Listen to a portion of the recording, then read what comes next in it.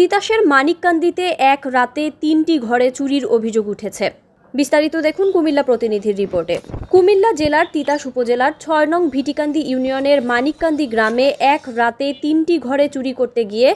চোর ধরা পড়েছে। বর্তমানে মানিককান্দি গ্রামটির মধ্যে এক আতঙ্ক বিরাজ করছে। ইদানিং রাতের আধারে চুরি ও ভাঙার অভিযোগ পাওয়া যাচ্ছে। মরহুম মোহাম্মদ আলী আকবরের ছেলে ইমাম মোহাম্মদ বশির আহমেদের বাড়িতে আনুমানিক 11:30টার দিকে বাড়ির উত্তর পাশ দিয়ে চোর এসে জানালার পাশে রাখা পাঞ্জাবির পকেট থেকে টাকা নিয়ে যায়। এক পর্যায়ে তারা 12টায় উঠে দেখে জানালার এক পাশে পাঞ্জাবি ওলটপালট হয়ে আছে। এরপর সকালে জানা যায় ওই রাতে আরও 3টি ঘরে চুরি হয়েছে এবং শেষ ঘরে চুরি করতে গিয়ে চোর ধরা পড়েছে। তবে এর আগে আর চুরি হয়নি। আনুমানিক রাত 12:30 থেকে রাত 1টার দিকে দ্বিতীয় বাড়ি মরহুম ওসেক মিয়ার স্ত্রী মুর্শিদা বেগমের ঘরে চুরি হয়। গ্রিলবিহীন জানালা দিয়ে ঘরের ভিতরে প্রবেশ করে তার আলমারিতে থাকা 4000 টাকা ও গলার চেইন নিয়ে যায়। আওয়াজ পেয়ে ঘুম থেকে উঠলে ততক্ষণে চোর চলে যায়। এরপর আমিরুলের বাড়িতে আনুমানিক রাত 2টার পর চুরি করতে গেলে ঘরের মালিক ফাতেমা আক্তার তৎক্ষণাৎ লাইট জ্বালালে তাকে দেখে ফেলে এবং তিনি চোরকে চিনতে পারেন। এরপর সে ঘর থেকে দৌড় দিলে বাড়ির উঠানে বাঁশের সাথে ধাক্কা খেয়ে পড়ে যায়। আমার আব্বুর নাম হচ্ছে আব্দুল বারেক। আমি আশমিনা বাজারে গেছিলাম বাজার করতে। ওখান থেকে আমার জলমা ডাক দিছে, ডাক দিয়া বলতেছে কলে এদিকে গেছি, যাওয়ার পরে গাড়ি তো গরিপুর যাবো। আচ্ছা ওরা আমি আমার গাড়ি তুলছে, গাড়িতে নিয়ে ওই দুটা লোকের লগে পরিষেবা করাইছে। পরিষেবা করার পরে আমার বলতেছে বলে তারা দিত না আর দুটা লোক যাবো, ওরা অবশ্য তবে সুবিধা দেবো, ওরা তোরা দেখবো আর আমার কুল্লা বাড়ি জানা ভাঙ্গিয়া সরাই দিবে, যা সব আমি বুঝলাম। এই জন্য আমার টাকা দিছে 20,000 ক্যাশ গরিপুর বাজার। আর 2-3টা ঘর লুটফাট করে তুলে দিয়েছে। আমরা দুইজনই গেছি, শুধু আমরা গেছি আসবেন না। তখন অনেক মানুষ ছিল,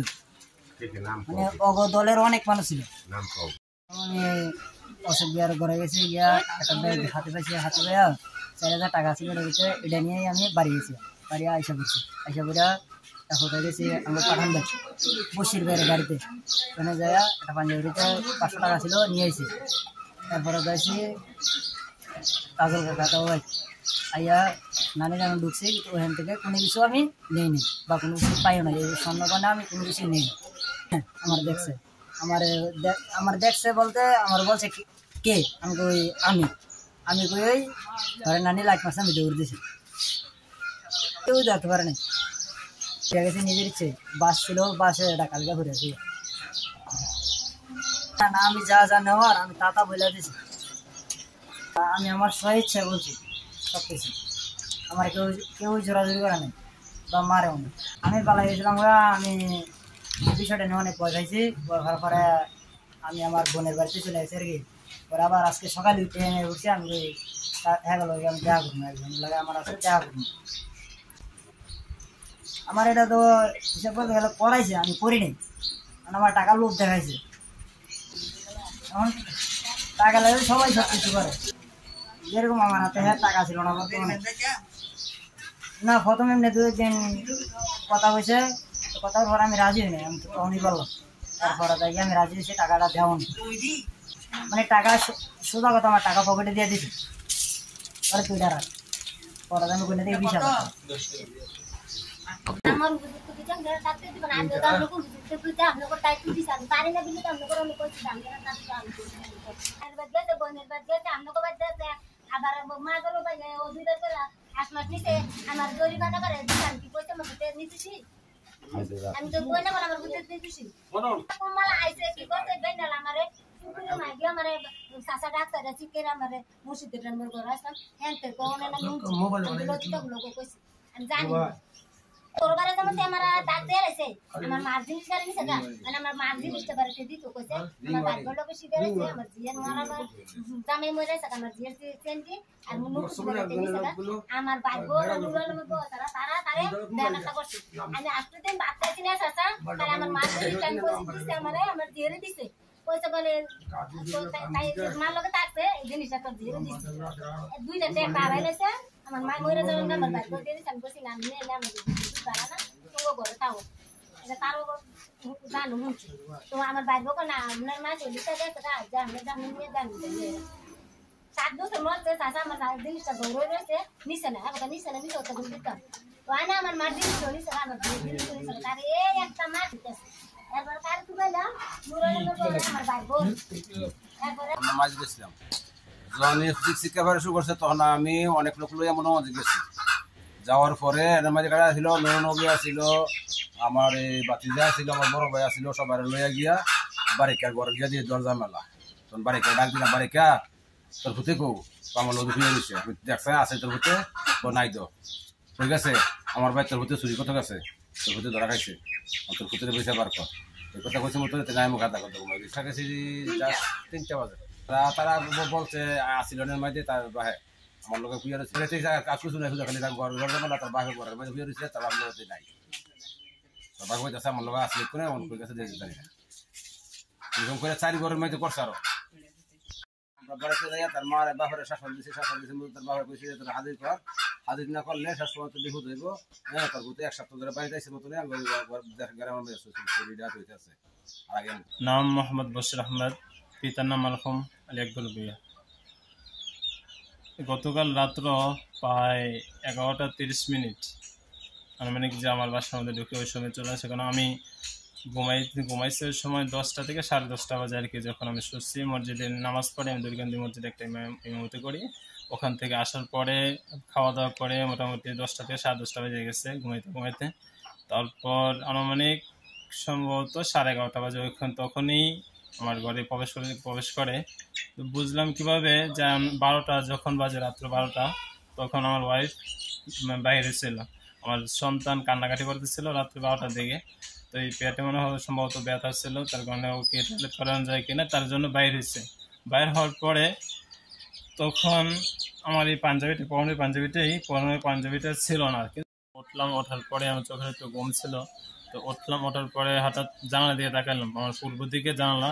যে বাসা যে পূর্ব দিকে জানালা হঠাৎ আমি এক সাইডে লাগাই রাখি অর্ধেকটা লাগাই রাখি আর অর্ধেকটা খোলা রাখি তো অর্ধেক যে পাটটা লাগানো ছিল ওইটা দিয়ে অন্য সাইডে গেছে তো আমার মাথার মধ্যে প্রশ্ন আসলো হঠাৎ করে যে জানালা পাটটা ওই সাইডে কেন আমি ওয়াইফকে সাথে প্রশ্ন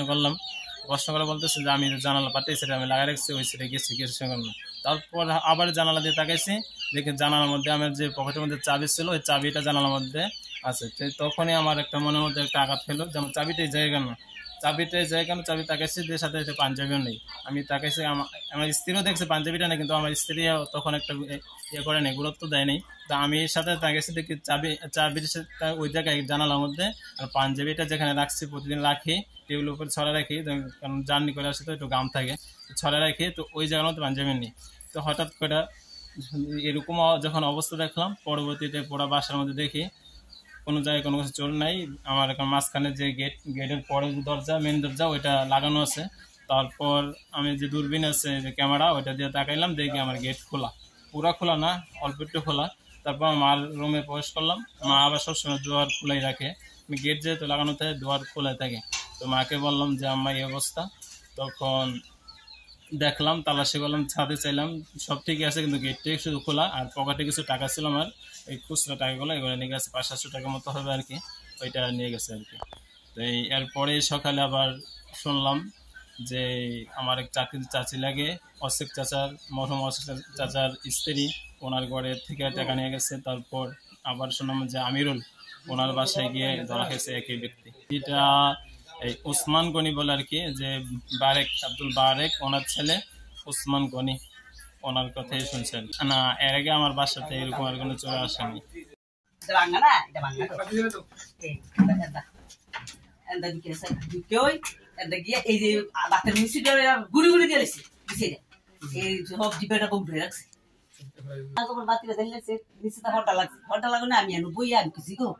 আলমারি মেলা আমার কাছে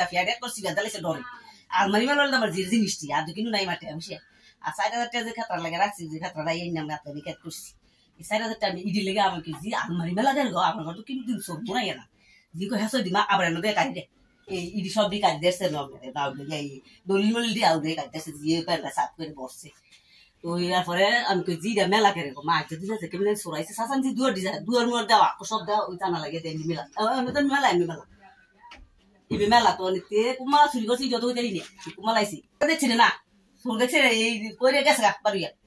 গেছে এত গিরা বাড়ানো কেটে পড়ছে আমার এতে গিয়ে আসার মতো না পারে এরম শিক্ষাটা দিছি এই বিড়ি তো হজাক মারা জিরে তো আর হজাক বা অগতরে উনাইছে কেউ বারে না করতে চোরে ডরে তো এবার গেছি রাস্তা দিয়ে তারা হয়তো কবাই করে আমি গেছি আমার ঘর ঢুকছি শেষে তারা কইছে আমি কি আমার ঘর বাইক কোন চুরি করে গেছে তো দেখো তোমার এত না নইছি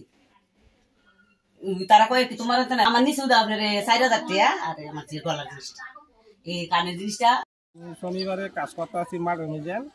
তাতে সারতে আসি সারার পরে আমি 12টা বাজে আমি 60টা চেয়ারম্যানের বাজারের দিকে ছাগল একটা গর্ত আছে আমি ছাগলটা দিয়েছি দুইটা বাচ্চার লগে বাচ্চার লগে ছাগলটা দিয়েছি আমি কোদালটা বাইরে আসারটা বাইরে বয় যাওয়ার পরে আমি 3টা বাজে আবার গেছি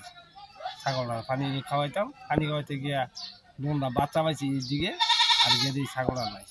না আর পরে দুনিয়াটা বিচারছি বিচাইরা ছাগলটা পাইনি আমার নামে এই জানালাটা বাইঙ্গা তারপরে এদিকটা ভিতরে ঢুকছে ঢুকিয়া আমার এই মিছিলের মধ্যে এর মধ্যে এই মিছিলটা এইভাবে খুলে আসছে এর মধ্যে এখানে আমার 10 টাকা ছিল বুঝছেন এই টাকাটা থেকে নিয়ে এসে তারপরে এই দিক দিয়া আমার ওই রুমে গেছে আমার বাচ্চারা পড়াশোনা করে এই রুমটার ভিতরে আমার এই পড়ার টেবিলটার ভিতরে এটার ভিতরে পড়াশোনা করে হ্যাঁ এদিক দিয়ে এটার ভিতরে ঢুকে ওই দরজাটা খুললে এখান থেকে যখন বডি এই যে সিডা ফিডা হালাইছি সিডা ফিডা ফালানোর পরে যখন একটা বই পিছনে নিচে ছুটে পড়ে গেছে আমার কানে আওয়াজ গেছে আমি ওই রুমে ছিলাম এই ভিতরে রুমে ছিলাম আমি এই দরজাও আমার আটকানো ছিল আমি এই ভিতরে রুমে ছিলাম এদিকটা এই জানালাটার মধ্যে আমি এখানে বাচ্চা করে নিয়ে এই বিছানায় আমি ঘুমাই আসছিলাম এই জানালা দিয়ে ওই হাতটা এইভাবে রাখছে যে বইটা হাতের তো পড়ে গেছে শব্দ হয়েছে আবার এখানে হাতটাও রাখছে যখন হাতটা রাখছে তখনই আমি লাইটটা বসা গিয়ে আমি লাইটটা জ্বালিয়ে দিচ্ছি লাইটটা জ্বালার পরে দেখতেছি ওই সোজা দাঁড়ায় গেছি তখনই আমি দাঁড়ায় বোধ হয় আমি মানে সকালে দাঁড়ালে আমি বলতেছি এই বাড়ি কেন তুই এখানে কি তোর এই জায়গায় কি তুই এলো কি এই কথাটা পাওয়ার দেয় শেষ সোজা হয়ে আমি গাটার তারা করে আমার দিকে তাকাইছি তাকানোর পরে আমি ছিলাম দেখছি সোরে কইয়া তখনই আমার দুটো বাচ্চা এই জায়গায় আমার সাথে ঘুমানো আমার মেয়েরা জড়াই ধরছে আমার আম্মু আম্মু কি হইছে ওই দিকটা হ্যাঁ আবার ওই দিকটা দরজাটা খুলে বাইরে চলে গেছে আমি এই দিকটা দরজাটা খুলে তার পিছনে দৌড়ে গেছি দৌড়ে যাওয়ার পরে ওই জায়গায় যাই এসে পড়ছে পড়ার পরে তখন আমিও বাইরেছি বাইরে আমিও বলতেছি চোর চোর বাড়িকার ভূতে মানে আমি ছেলের বাপের নাম আমি কোনোদিন বলি নাই আমি এগুলো উচ্চারণ করে কিন্তু হ্যাঁ আমি দেখেই তার মুখে কিন্তু কালি লাগানো তারপরে হ্যাঁ পরনে একটা লুঙ্গি পরেছে হ্যাঁ মানে লুঙ্গিটা কাঁচা দিয়ে রাখছে গায়ে একটা গেঞ্জি ওখানে কইরা হ্যাঁ দৌড়াইতেছে ওইদিকে আর আমি সিলাসিলি করে তখন ওই দিক থেকে লোক আসছে ওই দিক থেকে আমার বাসুরা আসছে আসার পরে তারা ইয়া দেখতেছে যে ওই যাইতেছে আমি সিলাসিলি এর মধ্যে মানে ওই যে যাইতেছে তারা সব তখন শুনছি আর আমিও যে চিল্লাইতেছি তারাও শুনতেছে